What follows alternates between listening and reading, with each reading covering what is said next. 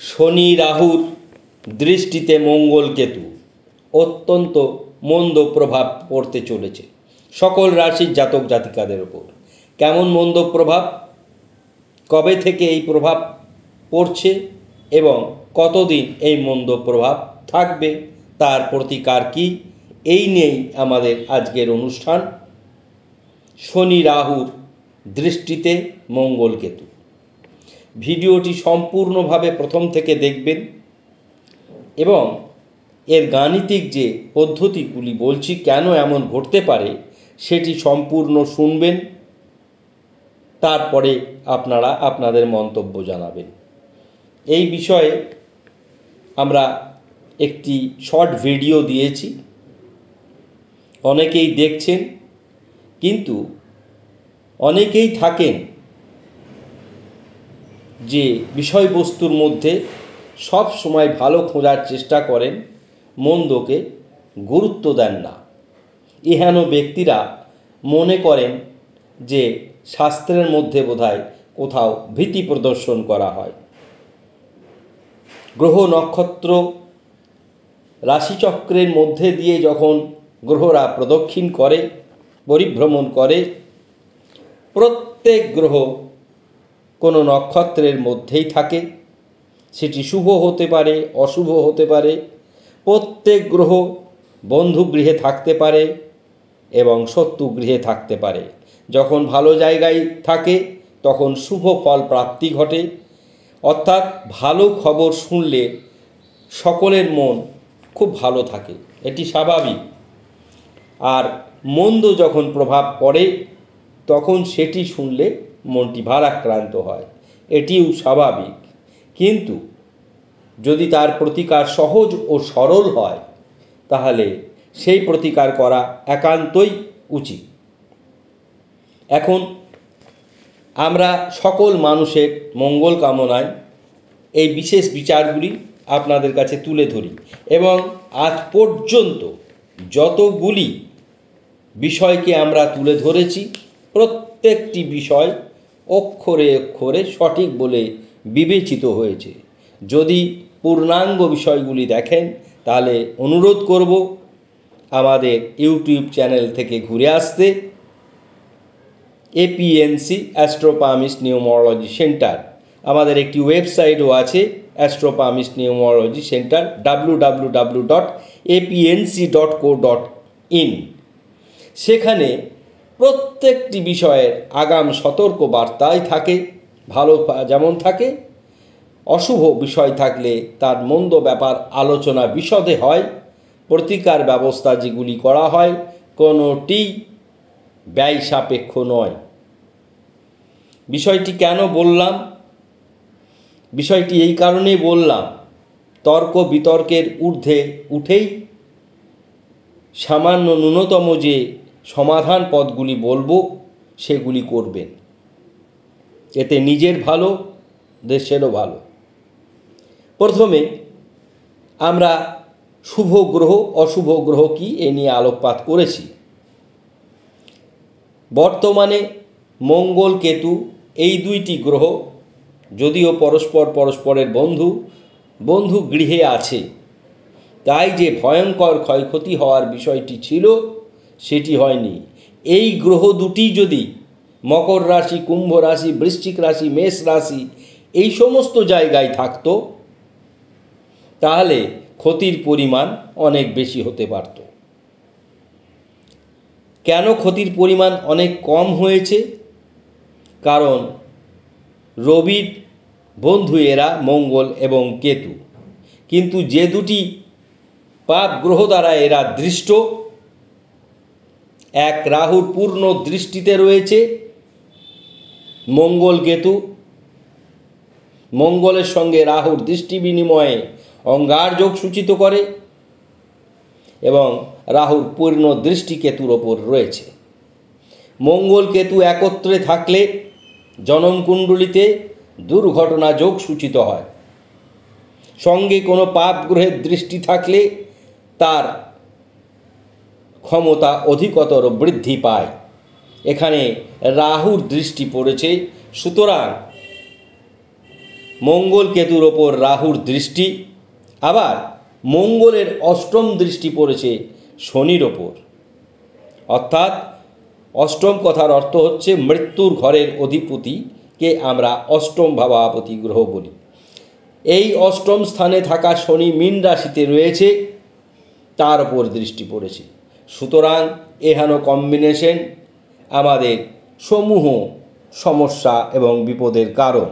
কোন কোন ব্যাপারে? শরীর, মন, দুর্ঘটনা ও আইনি জটিলতা। প্রত্যেকের সাবধানতার জন্য আমরা যে বিশেষ ব্যবস্থা বলে থাকি সেগুলি ভালো করে শুনবেন। প্রথমত, আমরা গোচর ভিত্তিক যে আলোচনা করি সেটির মধ্যে বিস্তারে না গিয়ে বলছি, মঙ্গল সিংহ রাশিতে রয়েছে মঘা নক্ষত্রে, অর্থাৎ কেতুর নক্ষত্রে। কেতু সিংহ রাশিতেই রয়েছে উত্তর ফাল্গুনী নক্ষত্রে, শুভ নক্ষত্রেই আছে। শনি মীন রাশিতে রয়েছে উত্তর ভাদ্রপদ নক্ষত্রে, রাহু কুম্ভ রাশিতে রয়েছে অর্থাৎ মূল ত্রিকোণে, এবং শনিরও আনন্দ ক্ষেত্রে রয়েছে এই রাহু পূর্ব ভাদ্রপদ নক্ষত্রে। একে আনন্দ ক্ষেত্রে এবং মূল ত্রিকোণে থাকায় রাহু তার ক্ষমতা বৃদ্ধি করেছে। এই ক্ষমতা বৃদ্ধি রাহুরই দৃষ্টি পাচ্ছে মঙ্গল কেতু। সুতরাং যে দুর্ঘটনার সম্ভাবনা কম, রাহুর দৃষ্টি এই সমস্যার বৃদ্ধি করবে। কি বৃদ্ধি হবে সেটি বললাম। কোন গাণিতিক বিষয়ের কারণে হবে সেটি বললাম। আবার বলছি, মঙ্গলের অষ্টম দৃষ্টি শনিতে, রাহু সপ্তম দৃষ্টি মঙ্গল কেতুতে। আবার আসি আমরা সেই দিনের যদি চারটিকে জন্মকুণ্ডলী হিসাবে ধরে নিই, অর্থাৎ যেদিন এই মঙ্গল প্রবেশ করছে সিংহ রাশিতে। প্রবেশ করেই সমস্যা তৈরি করতে পারে না, অর্থাৎ 1-2 ডিগ্রি আসলে তখন তার প্রবণতা বৃদ্ধি পায়। যখন ঢোকে তখন খুব অল্প পরিমাণ জায়গা নিয়ে ঢোকে, সঙ্গে সঙ্গে 2-3 দিন ঢোকার 2-3 দিনের মধ্যে কোনো তারা বড় ক্ষয়ক্ষতি করতে পারে না। 9 জুন 2025 থেকে এর ক্ষয়ক্ষতি করার প্রবণতা বেড়েছে। এটি চলবে 27/7/2045। মঙ্গল একটি রাশিতে 45 দিন থাকে। বর্তমানে বিংশোত্তরী মহাদশা বুধের, অন্তর্দশা চন্দ্রের, প্রত্যন্তর্দশা এই শনিরই, যার ওপর অনেক কিছু ভালো মন্দের বিষয়টি নির্ভর করছিল। সুতরাং এই দীর্ঘ 45 দিন গাড়ি আস্তে চালাবেন, তর্ক বিতর্কে জড়িয়ে যাবেন না, মদ্যপান করবেন না। এগুলি করলে যে সমস্যা ঘটার সম্ভাবনা ছিল তা বৃদ্ধি পাবে। এবার এর সত্যতা কতটি?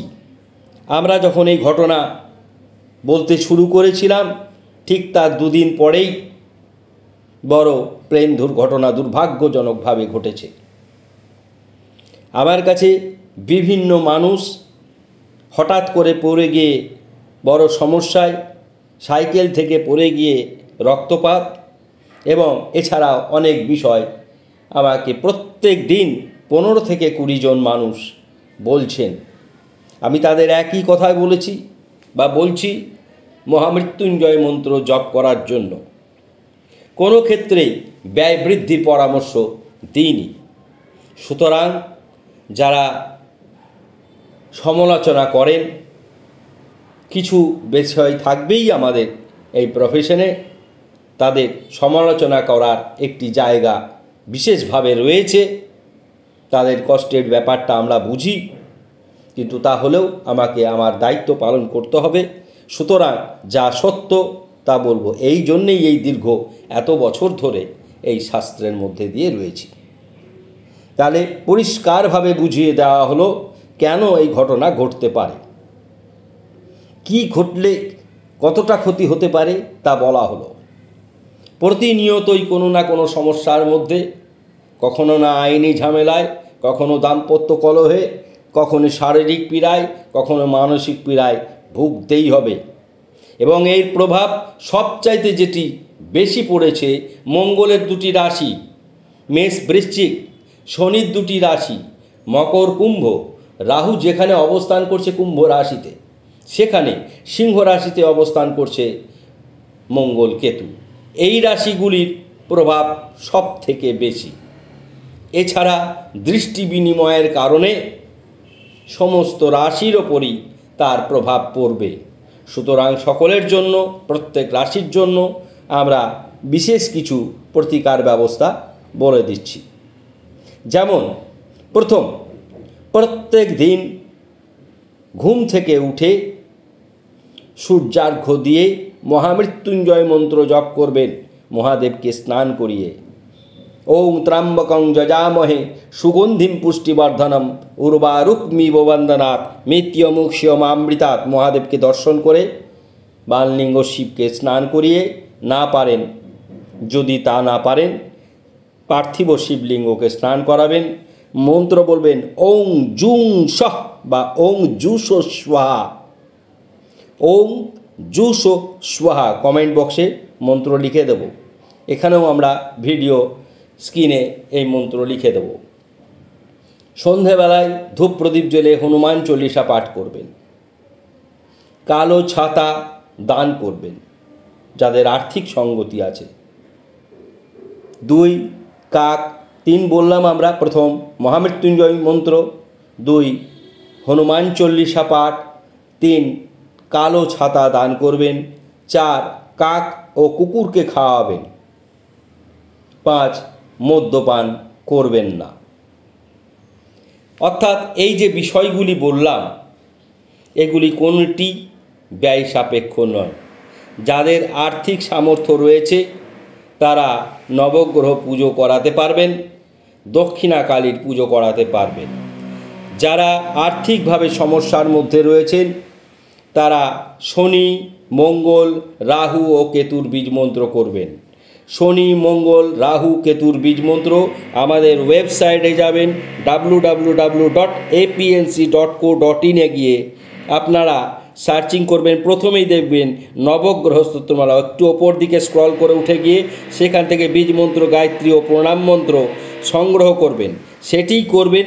এবং তাও যদি না পারেন, বিশেষত সে বেশিরভাগ ধরনের আপনারা লাল, হলুদ এবং সাদা এই বর্ণের পোশাক আশাক বেশি পরবেন। ভিডিও ভালো লাগলে সকল বন্ধুবান্ধবকে শেয়ার করবেন এবং সাবস্ক্রাইব করতে ভুলবেন না। সকলে ভালো থাকুন, ধন্যবাদ।